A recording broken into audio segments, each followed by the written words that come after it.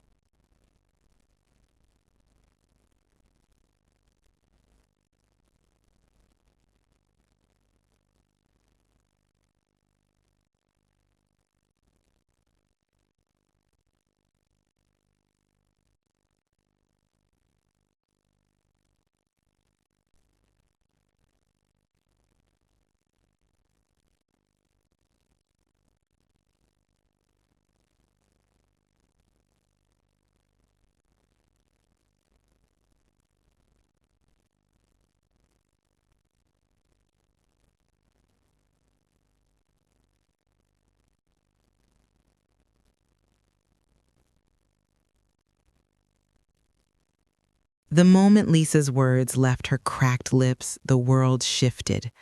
I stood still, frozen between the barred window and the front door of my white box-shaped cell. All those years, I imagined I was trapped here for my own good, or maybe for others. But the truth was clearer now. My sister needed a protector, not a patient. She sat there trembling, like a leaf beaten down by years of storms she never chose. Her sobbing turned shallow as she tried to apologize.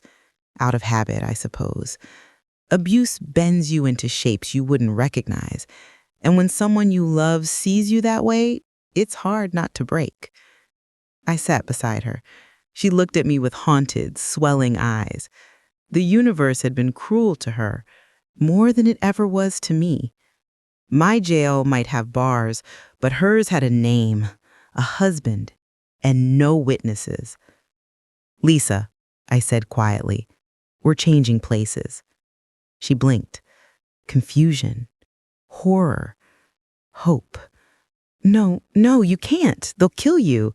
They're worse than you know." I smiled, but it didn't reach my eyes. "That's what I'm counting on." I walked toward the metal mirror bolted to the wall. Our faces stared back at us, perfectly matching. Two Nias, two Lisas, except only one of us had fire in her eyes. We were the same height, same build, and nearly the same haircut, too. They kept things basic here. But she was dying inside, even if her outside was barely holding. And me? I'd been simmering in silence. "We can't," she protested, voice cracking. "What about the doctors? They'll know." I laughed softly. "I haven't talked to anyone in months. When I do, it's only to answer something like a yes or a no, maybe a nod. Sometimes I stare at the ceiling. They think I'm recovering, quieting, that I'm finally manageable." We changed clothes in silence. I handed her my rough hospital gown. She handed me her faded blouse, still smelling of mildew and despair. I slipped her IDs into my pocket and pressed the keys firmly against my thigh. This wasn't just an idea, it was already happening. The gears had been turning for years. Lisa stared at me in panic. "What if I get caught?" "Here, you're safe. Eat, sleep, read. Don't raise your voice, don't look anyone in the eye. You'll be better at this than I ever was." We embraced. I felt her ribs, too many of them. She whispered a small, frail, "I love you." "I love you too," I breathed. "But love needs teeth now." The iron door groaned open as visiting hours ended. One nurse nodded towards me. I nodded back with the smallest smile, Lisa's smile. Nia's rage stayed locked in that room. I crossed the threshold. After 10 years, the summer sunlight fell across my skin. The stench of exhaust and hot pavement felt like freedom. They had no idea the quiet sister just walked out with a storm inside her chest. The bus ride was a blur. People around me chattered, scrolled on their phones, fanned themselves against the heat. I sat motionless. Every bump in the road reminded me of the decade I spent without motion, without purpose beyond survival. Now, every second carried weight. Lisa's directions burned into my mind. The neighborhood was an urban graveyard, abandoned buildings with tired paint, crooked streetlights, and narrow alleys that looked like secrets no one dared to speak aloud. Every step I took was fueled by a cold, sharp purpose. Then, I saw it. The house was small and dirt-stained, more like a trap than a home. Paint flaked off chipped walls, windows were tarnished with grime, and the rusty metal gate creaked when I pushed it open. The place radiated neglect and cruelty. This was where Lisa lived, where she was broken. The key turned in the lock. I inhaled and stepped inside. Chaos greeted me first. Piles of clutter, clothes strewn about, plates of half-eaten food attracting flies, and that unmistakable sour smell of filth and despair. They called this garbage heap a home. The rage simmered beneath my skin, inching closer to the surface. Then I saw her. Sky, my niece. The delicate little girl was curled against the leg of a beaten-up cabinet, clutching a headless doll. She was wearing a dress too small and far too dirty. Her hair hung in thin, tangled strands around her face. What broke me most was her reaction. Not a smile, not relief. Fear. She looked at me as if I were another monster. She'd learned that adults hurt, especially the ones who were supposed to love you. I crouched down. Slowly, gently. I softened my expression, forced warmth into my voice. Sky? It's Mama. I'm here. She didn't move. She just stared. Her small fingers curled more tightly around her doll, heart racing beneath the outline of her ribs. She had been shrinking into herself for so long. The world had taught her it was safer. "Give me my doll," a voice shouted from behind me. I stood up. A woman emerged, heavy, loud, wrapped in floral pajamas. Mrs. B, Lisa's in-law. Her eyes raked at me as she fanned herself with a cheap hand fan. She didn't bother to hide her disgust. "Back already, huh? Where's the money? Where's the groceries? Didn't bring anything back? Useless." Every word she spoke dripped poison, the kind that lingers and gets in your bones. I stared at her. Didn't speak. Didn't respond. Just watched. Her face twitched when I didn't react. She was used to Lisa shrinking, apologizing. She sneered instead. "I should have known your sister was the only sane one in your family." More movement behind her. A younger version of her. Same shape and attitude. Trina. Raised to be cruel with no remorse. Following like a sad reflection of her mother. And behind her, the boy. Julian. 5 years old. Smirking. Underdeveloped empathy in a tiny body. He grabbed Sky's doll, ripped it from her arms. The little girl cried out, but faintly, reflexively, beaten down. "Shut up, or I'll hit you again." They laughed. The old woman, the daughter, like it was entertainment. My nails dug into my skin. I was no longer in Crestwood. And I wasn't Nia trapped in a cell anymore. I was the storm. They didn't see it yet, but the storm had just walked right through their front door. Sky was still trembling in her corner as I watched the scene unfold. Julian had just shoved her, and her tiny frame had folded under the force, hitting the dirty floor with a soft thud. She didn't even cry this time. She just curled inward, silently begging the universe to let her disappear. A 5-year-old child had learned to swallow her pain. "What a strong boy," Trina said, beaming proudly at her son. The words twisted inside me like a rusted blade. The mother's voice was syrupy, but soaked in rot. "Teach her how to listen." Mrs. B chimed in, waving her fan the way a queen might wave her scepter. "That girl should be grateful she has a roof to sleep under. No father, no money. It's a miracle you're even here, Lisa." Lisa. That was what they saw. A disposable object spent too long inside their walls. A servant, a punching bag, an easy target. A woman with no voice, no fight left. But I wasn't Lisa. Julian walked towards Sky again, his little foot raised to kick her in the ribs. Before his foot could land, I caught him. My hand closed around his ankle, sudden and hard as iron. The room went silent. Julian tried to yank his leg free, but I didn't loosen my grip. His wide eyes bulged with fear. That look was new for him. Finally, someone had interrupted the cycle of power he so easily wielded. "Let go!" he squealed, panic creeping in. Trina rushed forward. "What do you think you're doing? That's my son." I didn't look at her. I only spoke, my voice calm, eerily calm. "He's a child, yes, but he's also responsible for his actions.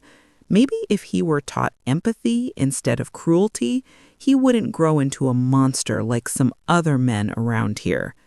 I squeezed, but just enough. He screamed louder. "Mom, it hurts." "Oh, does it?" I said. "Remember that next time you try to hurt a girl half your size." Trina lunged forward, nails bared, ready to claw at my face. That's when I released Julian and grabbed her instead. Her wrist was thick, but it fit neatly in my grip. She gasped as I twisted slightly. Not enough to snap, but enough to send her sprawling against the wall. "You," I said coldly, "are too grown to throw tantrums. If you want to pick on someone, pick on me." My voice echoed in the living room. The old woman, Mrs. B, was frozen, jaw slack. The fan slipped from her fingers and hit the floor with a dry clap. What's gotten into you?" "Nothing," I said calmly. "Just clarity." Julian had crawled backward, whimpering, clutching his ankle. Trina held her wrist, staring at me with disbelief and terror. The dynamic had changed, and they knew it. The ceiling fan creaked overhead, stirring stale, hot air, heavy with anticipation. The storm was here, and I wasn't leaving quietly. I'd only touched the surface of their cruelty, but soon I'd reach its darkest depths and drag them into it along with me. The house was dead silent.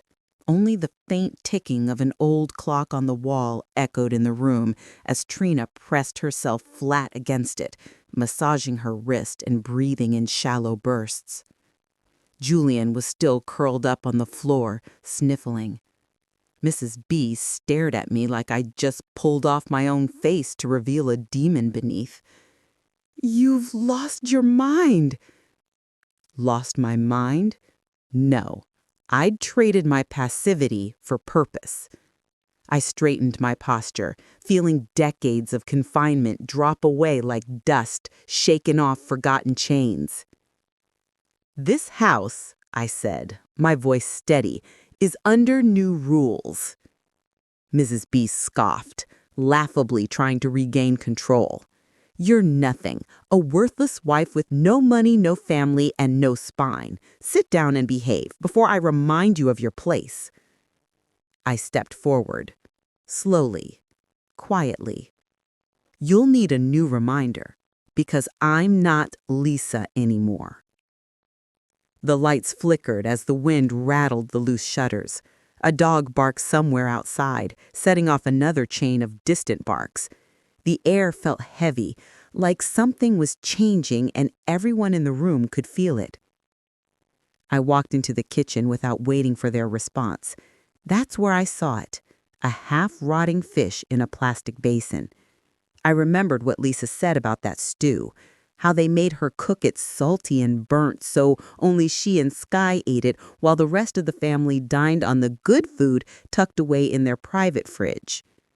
I opened that fridge and what I saw made my stomach twist. Chicken, yogurt, vegetables, even a small cake. All untouched food stolen from Lisa's mouth, her daughter's mouth. Igniting the stove, I grabbed the fish and dropped it into a clay pot. I added a generous amount of salt, half the bag, and boiled the fish until the water evaporated and turned into sludge. The smell filled the house fast, burning, salty, acrid. Mrs. B gagged from the living room. I set the table for dinner, a bowl of cold rice, some boiled vegetables, and the dreaded stew that Lisa had been force-fed countless nights. When everything was ready, I called them. "Mother-in-law, sister-in-law, dinner's ready." Mrs. B cautiously approached the table, but not without muttering a curse first. She scooped a heaping chunk of fish into her mouth and immediately choked. Her face contorted, turning purple as her throat tried to reject the explosion of salt. "This," she sputtered, "you trying to kill me?" I kept my eyes locked on her. Respect the work of others, or eat what they force them to eat. She reached for a glass of water. I yanked it away. "You'll eat if you're hungry," I said quietly. She stared at me then, really stared, and for the first time since she stepped into the room, I saw it. Fear. Trina, quivering behind her mother, didn't touch a thing. Julian wouldn't look at me. Skye watched from the corner, small and cautious. She still didn't trust this new version of her mother, but her eyes weren't afraid anymore. They were curious. They were learning. Night fell, and I tucked Skye into bed with a plate of fresh rice and shredded chicken, food she hadn't been allowed to enjoy in who knows how long. When she looked up at me, she said softly, "Mommy's different." I tucked a strand of hair behind her ear and whispered, "Yes, Mommy's not afraid anymore." The house settled into an eerie quiet, but somewhere in the musty shadow of that home, something else had begun. A reckoning. What happens when those who once owned the silence finally feel the trembling shift beneath their feet? I was about to find out, as was he. The house was eerily calm that night, like the air before a storm. Skye slept in my arms, tiny breaths puffing against my shoulder. Outside, the night was thick, heavy, humid, the kind of night that frays nerves and sharpens senses. I didn't sleep. 10 years in Crestwood had taught me to feel danger long before it crept in.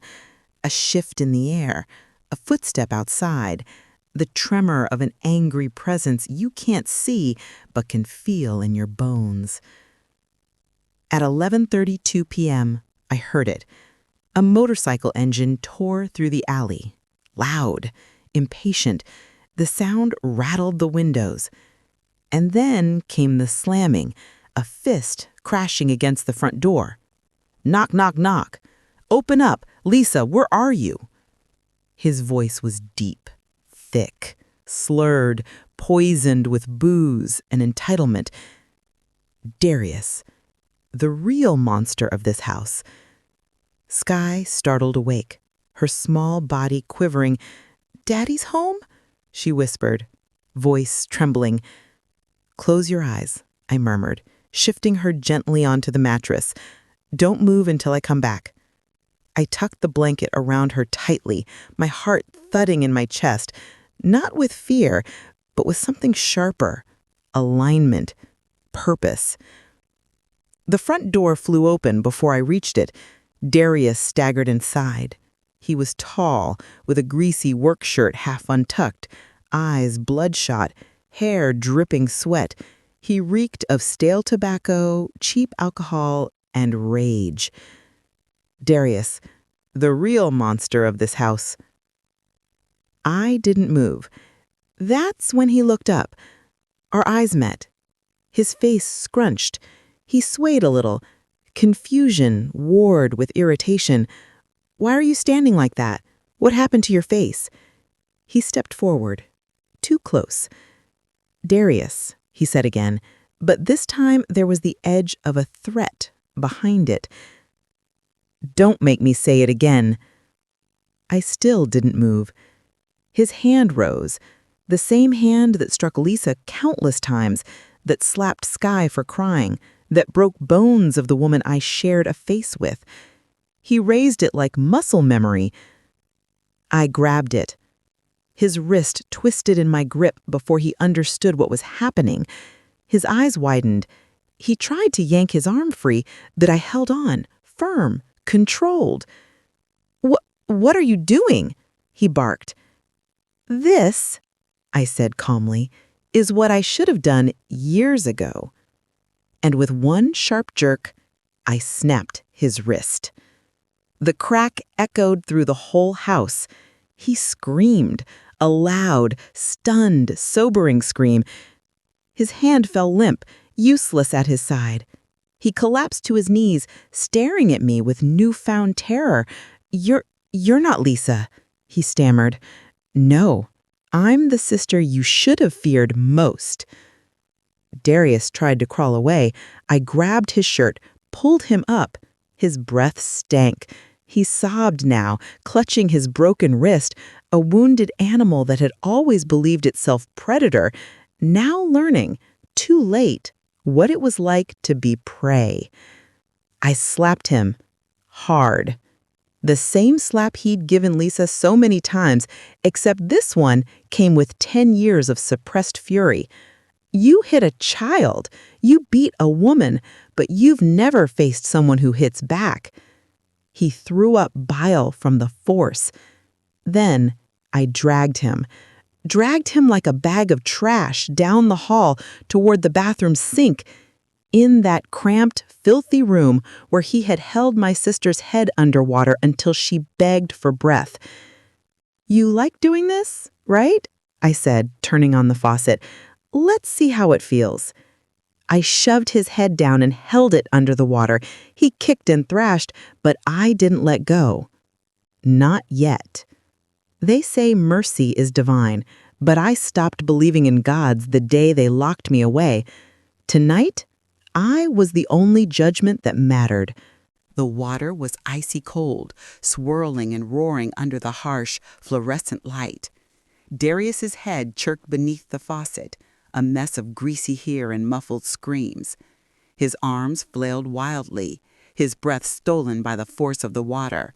His legs thrashed, aimless and panicked. I held him firm, one hand gripping his hair, the other pushing at the back of his skull.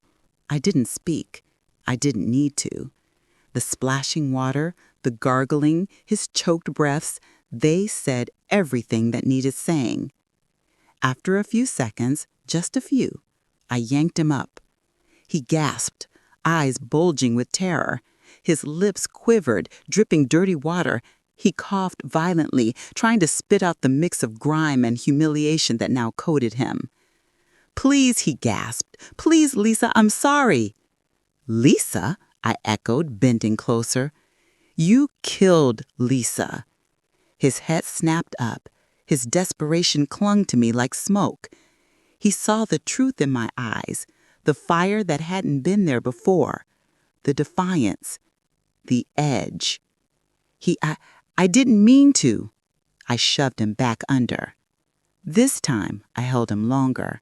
His body bucked with a new desperation. The mirror across the room reflected both of us, me, a shadow with wild hair and colder eyes than I'd ever known, and him, a broken man drowning in his own consequences. When his movements weakened, I pulled him up again. He vomited onto the tiled floor, choking and shaking. His knees slipped, but I didn't let him fall. I gripped his shirt and slammed him against the bathroom door. "You know what it's like now? You know what your daughter felt when you shoved her face down?" His breathing was shallow. Fear had taken hold. The arrogance had been squeezed out of him with every breath and blow.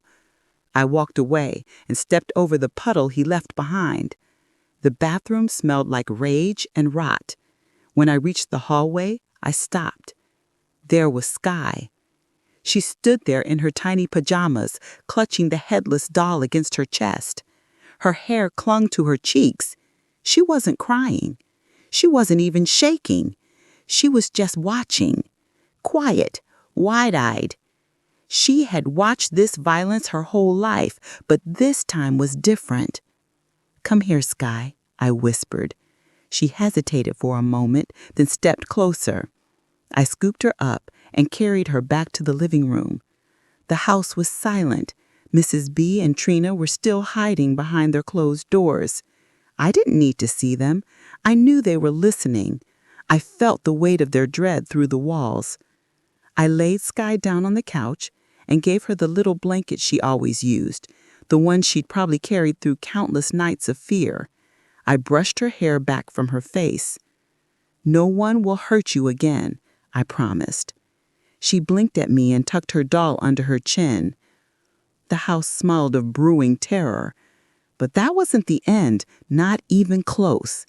Darius was still breathing, and the rest of them, the mother, the sister, they weren't finished plotting. But neither was I. The house of cruelty had survived too long. I wasn't done dismantling it, brick by brick, lie by lie. Darius lay curled on the bathroom floor, wheezing, soaked, and clutching his broken wrist as if it alone could hold him together. The door behind him was half closed, and the room smelled of fear and filth. I didn't bother checking if he was still awake. I knew he was. A man like him doesn't go quietly, not until the world has forcibly held him still. Sky was asleep by now, her breathing soft and even. I placed a pillow beside her on the couch and covered her carefully with the little patchwork blanket I'd found folded in the corner. She'd learned to sleep in corners, hide under geds. Dogs act the same way when they've been kicked too many times. I stepped back into the hallway. The house was quiet, but the walls were never truly silent. They remembered every scream, every slap, every bruise. They had soaked it all in, just like me.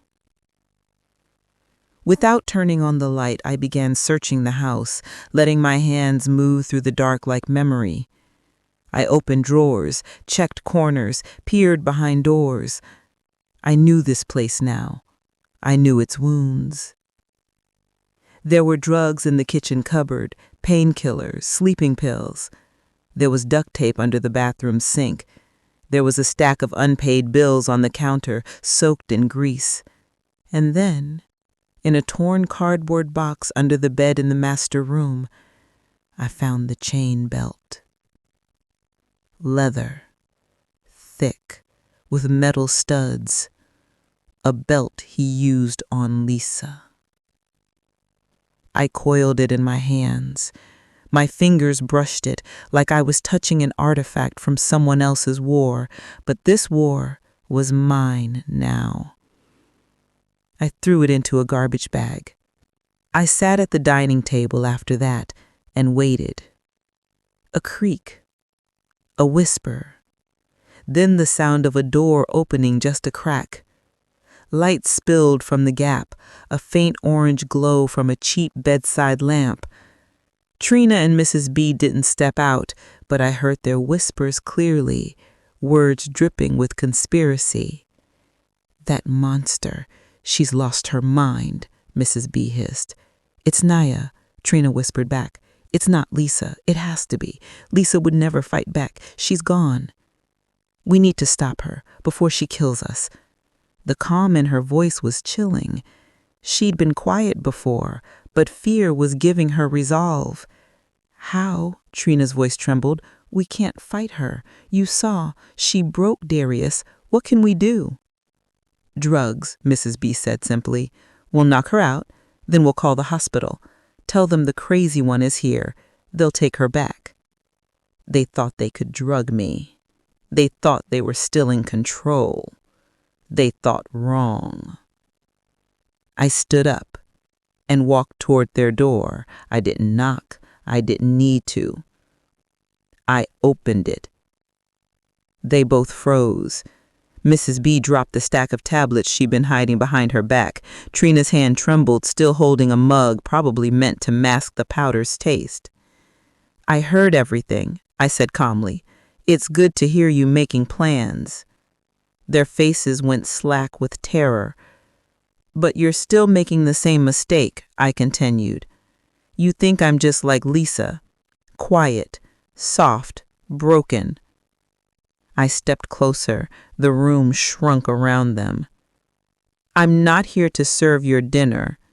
I'm here to serve your sentence.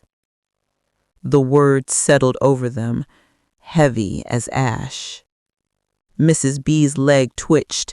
Trina's lip quivered. I didn't need to hurt them, yet. Fear was its own kind of justice. They thought the night was over. Little did they know, I was only getting started. The air felt thick. Every breath in that house tasted like years of silence turning into screams.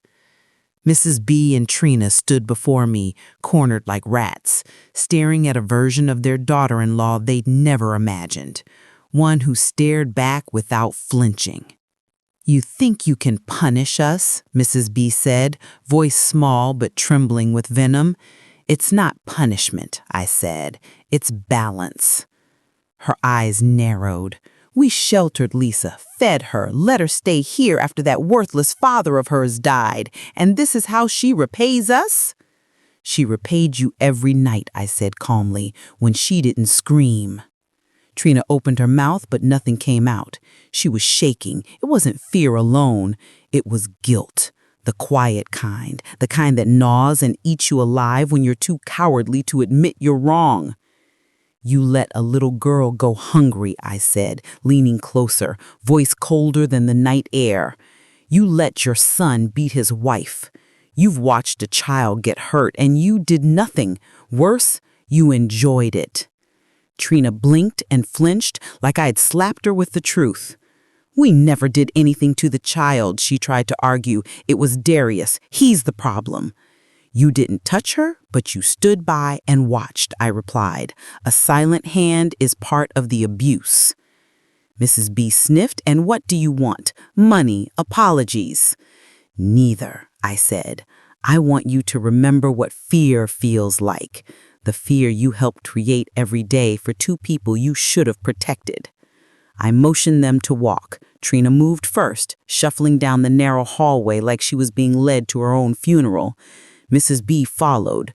Her hands smoothed over her oversized floral dress like she was trying to wipe off invisible stains. We entered the room at the end of the hall. It was bare, except for a spotlight bulb overhead and the garbage bag I'd tossed on the floor earlier. I had already set up the space without needing to say a word. The leather belt, a broken photo frame, a few pills crushed into a bowl. Tools of their trade, made visible in the light now, like evidence submitted to a jury of ghosts. This was their reckoning room. "Sit," I ordered. They sat. Their expression shifted from indignation to terror. "You're going to stay here and think. Think of every time you made Lisa beg for food or watch her daughter be mocked. Think of every time you turned your head away from what you knew was wrong." Mrs. B swallowed hard. "You can't keep us here." I stared at her, dead quiet. "You've kept others in rooms like this, unseen, unheard. So yes, I can." Trina's eyes glistened with something fragile. Regret? Or regret for getting caught? I stepped back toward the doorway. "You want freedom? Get up and earn it." Their brows lifted. I stepped aside. "Start by helping Sky."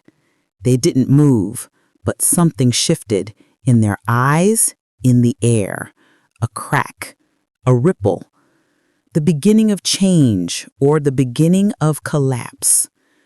Justice isn't always loud. Sometimes it's the quiet echo of accountability and the fear of facing yourself in the mirror. The sun hadn't risen, but the house was beginning to hum with the uneasy breath of morning. A quiet unease settled like dust on a forgotten shelf, visible only when the light hit it at the right angle. Everything that had been buried, the whispers, the bruises, the silence, it was all rising toward the surface now. After leaving Mrs. B and Trina in the reckoning room, I walked back into the main hall and sat down in the dim light of a single bulb. The house felt different now. It was no longer hostile. It was hollow, stripped. a stage where darkness had played its cruel drama for too long. Sky slept, truly slept, her cheeks still puffy from old tears, her breath steady. The flatness in her earlier gaze had softened just slightly by dawn. I'd brought her into something unfamiliar, but it was hope this time, not fear. She still needed time to understand it, and I needed time to figure out what came next. Darius wasn't dead. He was in the bathroom still, wheezing through broken breaths, holding onto his pain more than his pride now. He wouldn't be a threat, not tonight.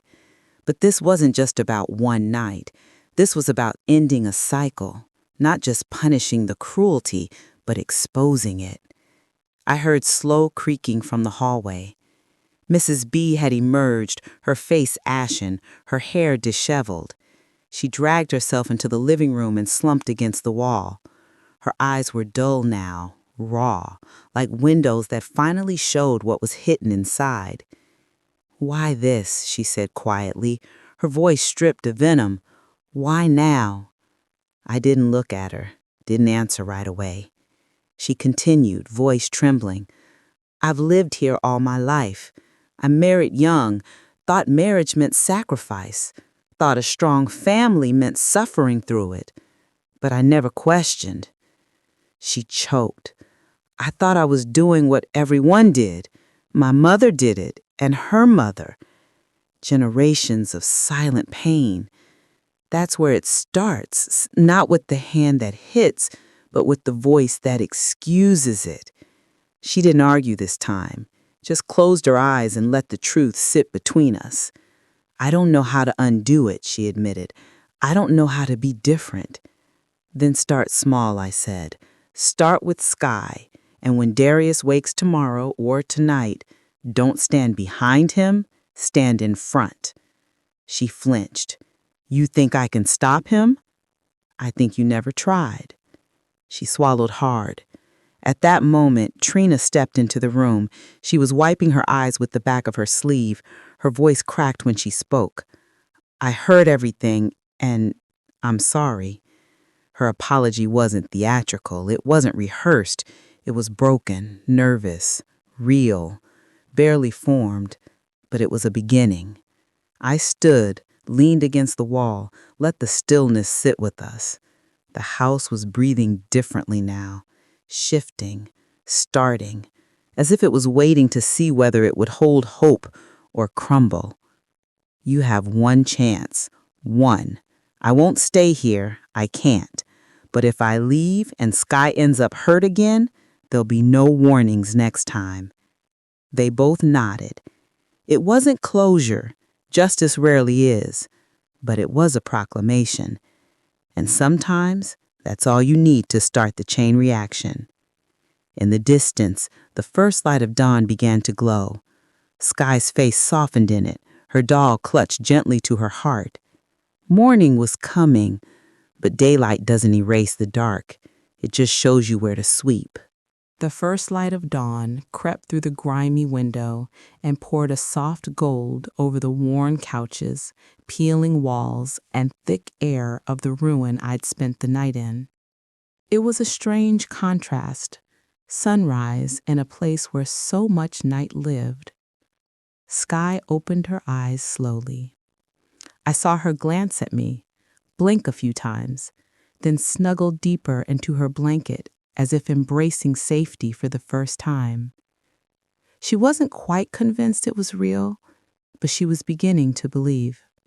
I walked to the kitchen, where I found Mrs. B standing over the stove. She was making something. Eggs, I thought. The sound of a pan sizzling felt foreign in this place, like a choir in an abandoned church. She turned when she heard me. No challenge in her eyes this time. No bitterness, just strained humility. "She likes scrambled eggs," she said awkwardly. "Sky does." I nodded.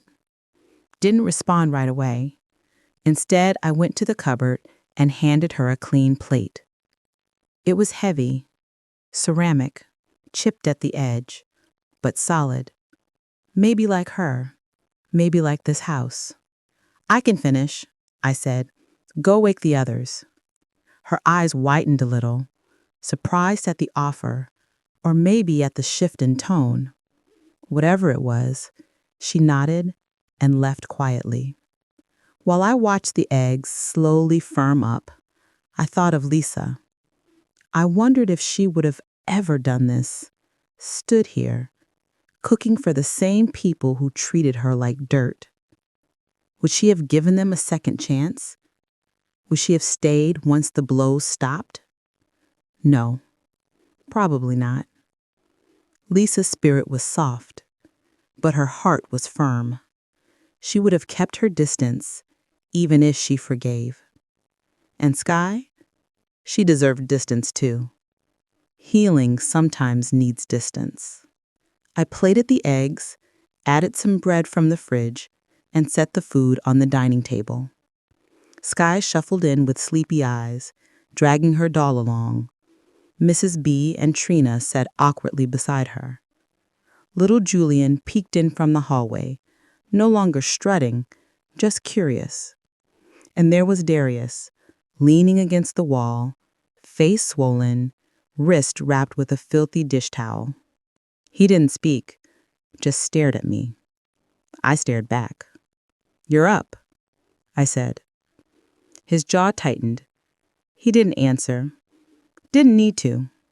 We spoke without words in that moment, and both of us understood the terms. No more. Not if he wanted to keep his bones intact. He walked slowly, sat down beside Julian, and didn't touch anyone, didn't speak, didn't pretend the night hadn't happened. His silence was the closest thing to acknowledgement he could manage. Breakfast was eaten quietly, an uncomfortable peace, a new kind of hush, one without dread, but still heavy with memory. Afterward, I helped Sky get dressed, gently brushed her hair. She watched me through the mirror. Her eyes traced every movement I made. You're not Mommy, she said softly. No, I'm not, I said. Where is she? She asked. In somewhere safe. Sky nodded slowly, accepted it. She wouldn't understand fully yet, but she trusted the tone. Kids always do. I lifted her up and held her tight. Do you want to go somewhere new? I whispered. Someplace with light and air and no yelling? She nodded against my shoulder. Her small arms tightened around my neck. I'll make sure you get there. There was silence behind me. Mrs. B and Trina and even Darius watched. Not with fear now, but with something like hope, or thought, or guilt that maybe wanted redemption. I didn't need their words. I didn't need their thanks. I just needed them to change. Look after her, I said finally, handing Sky her doll. Not because you have to, but because she deserves better. Mrs. B nodded. Trina blinked tears she tried to hide. Darius looked down at his broken wrist and didn't say a word. I walked toward the door, opened it. This time, it didn't feel like an escape. It felt like release. You don't end a story by walking out the door. You end it by leaving behind a new one. Leaving the house behind was easier than I expected. Not because it wasn't haunted, but because its ghosts weren't mine to keep anymore. I walked out into the pale light of morning, and the gate creaked shut behind me. The gravel beneath my feet seemed to whisper with every step, warning, triumph, maybe even relief. The streets were nearly empty. The air smelled of fresh bread from a bakery down the road and motor oil from a passing truck. A new day was starting, but not for me. My day had started the moment I stepped out of that hospital, pretending to be someone I wasn't. Lisa was still in my place, and that needed fixing. I walked toward the nearest bus stop, A man in a faded blue uniform waited there, smoking a cigarette and staring into space. He didn't look at me. I didn't look at him. But in that moment, I realized something that filled me with a chill deeper than the night I just lived through. Lisa wasn't safe. She was in Crestwood, the same room I'd spent 10 years trapped in, surrounded by pills and pity and an invisible cage made of judgment. The nurses, the doctors, they believed she was me, silent, unpredictable, impulsive, which wasn't wrong when talking about me. But Lisa wasn't like that. She'd go inward, shrink. They'd think she was deteriorating. They'd medicate her. They'd restrain her. They'd break her. The thought twisted my insides until I could barely breathe. I needed to go back. But I didn't have ID, I didn't have money, and I didn't have time. I needed a plan. I lifted my head and scanned the horizon. My eyes landed on a familiar place. The bus depot. Old, worn out, but I'd been there once before, years ago. Lisa and I would stop there after school for cold sodas and whispered conversations about our futures. She always talked about becoming an illustrator, drawing children's books, stories with kindness. I walked toward it now, steps fast, heart racing. The depot hadn't changed. Same benches, same peeling paint, same humming vending machine that never worked. I leaned against a pillar, brain moving faster than my breath. Nurses changed shifts at 9 a.m., the same route they took into the city. If I intercepted one, stole their access card in uniform, I could get in. But I'd need something more convincing, something beyond just clothes. I needed to look like I belonged there. That's when I saw her, an older woman in scrubs sitting on a nearby bench, exhausted. Her name badge glinted in the sun. R. Palmer, nursing technician. She sipped from a paper cup and stared blankly ahead. I sat beside her. She didn't turn. Long shift? I asked. She exhaled, her shoulders sagging. Double. Been at Crestwood overnight. They're short-staffed again. My pulse spiked. I know that place. It's hard. Not enough staff, too many patients to watch. She nodded tiredly. And the ones in Ward 4B, some of them just break your heart. Ward 4B. That was my old ward. Lisa's now. I turned to her, heart pounding. What do you do when they mix up charts? You know, with new patients coming in. She shrugged. It happens. We fix it. But it can take days. Until then, the wrong meds get handed out, wrong labels. It never ends. The devastation in her tone told me everything I needed to know. Lisa was in danger, and this time, the system wasn't going to protect her. But I could. Have you ever lost someone you shouldn't have? I asked. She blinked, looking at me for the first time. Her eyes were weighted with too much experience. Yes, she whispered. I stood, put a soft hand on her shoulder. Rest, I said gently. I'll take this one. Before she could respond, I slipped her ID card from her scrub pocket and walked away. I didn't need her uniform. I already looked worn, hollow, and determined enough to fit in. As I made my way toward the hospital shuttle, I could feel the weight of the borrowed badge against my chest. I was coming back, but not as a patient, as a reckoning. The walls of Crestwood would never see me coming, and this time, I wasn't leaving anyone behind. Crestwood State Hospital loomed over the landscape like a monument to forgotten souls. The sun had risen now, but its light did nothing to soften the institution's cold stone exterior or the heavy steel gates that protected it. Not from people trying to get out, but from the truth ever getting in. I stood at the entrance with Nurse Palmer's badge clipped to my stolen coat. The lines on my face, the exhaustion in my eyes, those were more convincing than any uniform.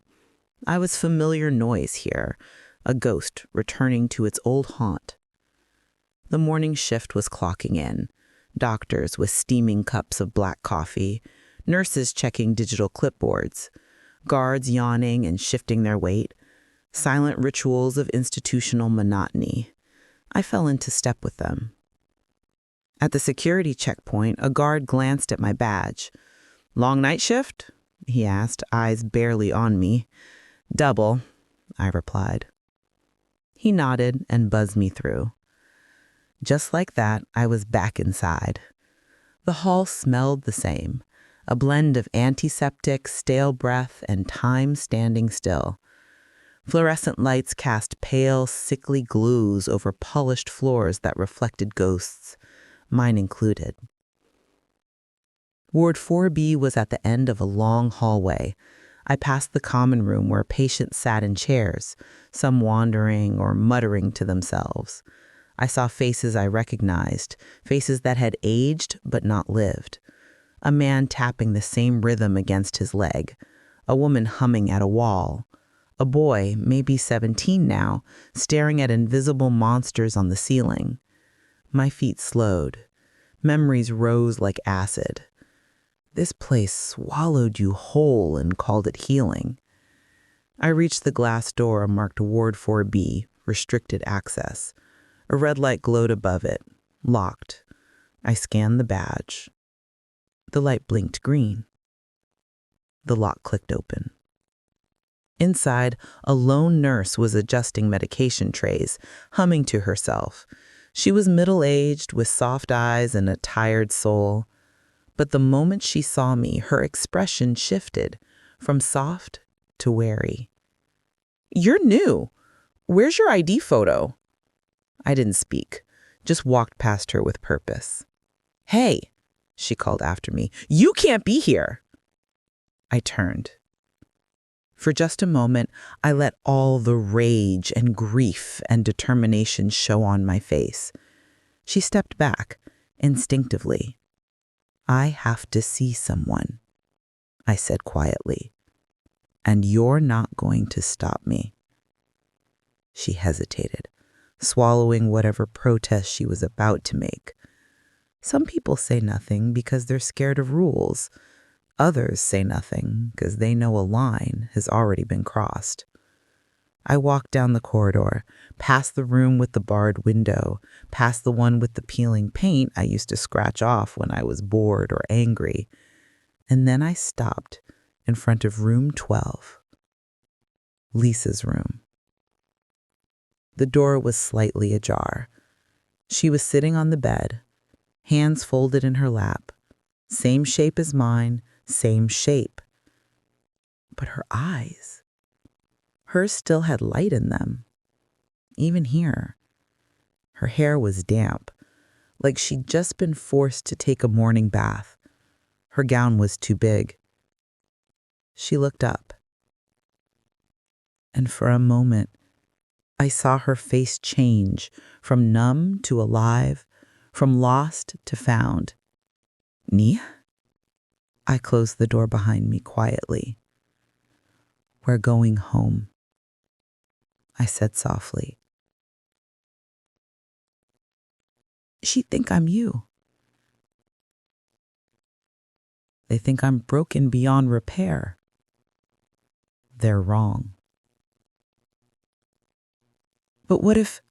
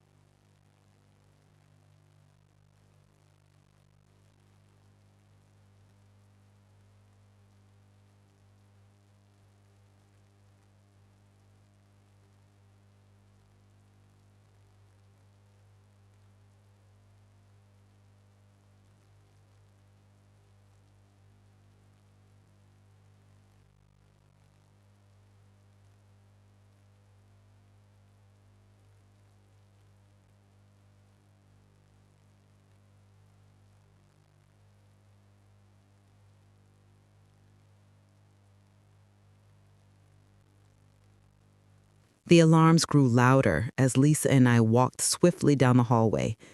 The intercom crackled with urgent voices. Security to Ward 4B. Unauthorized personnel reported. Locate Nurse Palmer and verify. We kept moving. The lights flickered red, emergency bulbs casting desperate shadows across the tiled floor. Every step felt like a heartbeat, every hallway like a vein filled with adrenaline. When we reached the main corridor, 2 guards rounded the corner. One raised a hand. Stop! Lisa froze, instinctively, like a deer in headlights, afraid of being hurt again. But I wasn't afraid. Keep walking, I whispered, without looking at her. Trust me. I placed my body slightly ahead of hers, not shielding her, but signaling. We were together. We belonged. And anyone who tried to say otherwise would have to believe their own eyes more than the paperwork they'd never read. We kept moving. Stop right there, the guard said again. But this time there was hesitation in his tone. He wasn't sure. He didn't expect someone to walk away. Not like this. And the doubt in his voice was all I needed. You're late, I said firmly, locking eyes with him. Dr. Hooper's waiting in central exam. He faltered. Look at the other guard. We didn't get notified. That's because you're 2 minutes behind, I said flatly. Then I kept moving. It worked. Not because of the confidence alone, but because institutions like this survive on silence, on assumptions, on nobody ever questioning the system. When someone does, when someone defies the script, it scrambles the signal. It made us ghosts again, untouchable. We reached the outer door. I could see the courtyard, bathed in morning light, a world with no locked windows, no restraints, no labels. I scanned Nurse Palmer's badge one last time. The lock disengaged with a short, sharp beep. As we stepped outside, cool air washed over us, carrying birdsong and possibility. Lisa stopped on the concrete path, looked up at the sky. The sun warmed her face. She closed her eyes and breathed, tears sliding silently down her cheeks. I rested a hand on her shoulder. We're not done yet, I reminded her gently, but we're free. I never thought this moment would feel real. It's real, but we have to disappear now, both of us. She turned to face me, a mirror again, but one with peace starting to bloom behind her gaze. I can't let you take all the risk anymore. Not again. You don't have to, I replied. A bus rolled up the road, public transit, groaning, faded blue paint chipped at the edges. The route number flickered. It was going into the city. We boarded. The driver grunted a greeting and didn't ask questions. We took seats in the back, side by side. Lisa stared out the window, her fingers twitching with nervous energy. Sky, she said, voice trembling. She must be so scared. She's not. Not anymore. She'll be okay. She has 2 aunts now. We didn't need to speak more. The road stretched ahead, rising into the hills, away from Crestwood, away from the past, away from the cages that had tried to shape us. We didn't know where the bus was going. We didn't know what waited for us. But we were together, and that was enough. The hospital receded behind us, shrinking with every mile, and the alarm bells, filled with fury and false authority, faded away too. The world was open now, raw, uncertain, but free. The bus hummed down the highway, carrying us through stretches of countryside and broken city edges. Lisa leaned into the window, cheek resting against the fogged glass, watching a world she hadn't seen in years. Passengers climbed aboard, disembarked, faded in and out like scenery. But we stayed, the 2 of us, quiet, breathing, choosing not to speak when words were unnecessary. For the first time since walking out of Crestwood, the adrenaline faded. A sense of exhaustion crept in, not physical, but bone deep, the kind that comes when you spent years holding someone else's fear, someone else's pain, and suddenly you lay it down. "This feels," Lisa whispered finally, her voice still fragile but stronger than yesterday, "like waking up from the longest dream." "Or the longest nightmare," I said. She glanced at me, a small smile twitching on her face. "Thank you, Nia," I said, shaking my head. "No, don't thank me for doing what should have been done. You could have stayed free. You could have walked away." I turned to her, met her gaze evenly. Freedom doesn't mean leaving someone behind who can't breathe. She nodded, processed. We'd always understood each other more than anyone else could, even when our lives split down opposite paths. The bus rolled into a small town, a place neither of us knew. The driver called the stop. We got off. The air smelled of laundry lines, damp earth, and warm bread from a bakery that sat under a faded blue awning. Kids on bicycles zipped by, laughing as if every moment was their birthright. The street was quiet, safe in an unassuming way. Lisa turned to me as we stood on the cracked sidewalk, sun inching toward noon overhead. "What now?" she asked. Her voice didn't shake anymore. I looked around, breathed in the peace of a place that hadn't been tainted by our past. We find a place to stay. We rest. We watch over Sky from a distance until we know she's truly safe. We build something. "Something?" she echoed. "A life," I said. "One that's ours." A mother pushing a stroller passed by and smiled politely. A dog barked in the distance. A light breeze blew strands of Lisa's hair across her face. "What about the hospital? The police? They'll look for us. They'll stop once they realize what really happened. And if they don't, then we'll stay out of their reach. We've been invisible before. We can do it again." She took a deep breath, closed her eyes, opened them slowly. Then she nodded. And with that, we walked. Not toward some mythical freedom, not toward revenge or unfinished business, but toward a new beginning. One that would take time, patience, and maybe a bit of healing neither of us knew how to do yet. But together, we'd learn. We headed toward the bakery, because Hope Hometown starts with warm bread and a stranger's smile, and a place to sit without fear.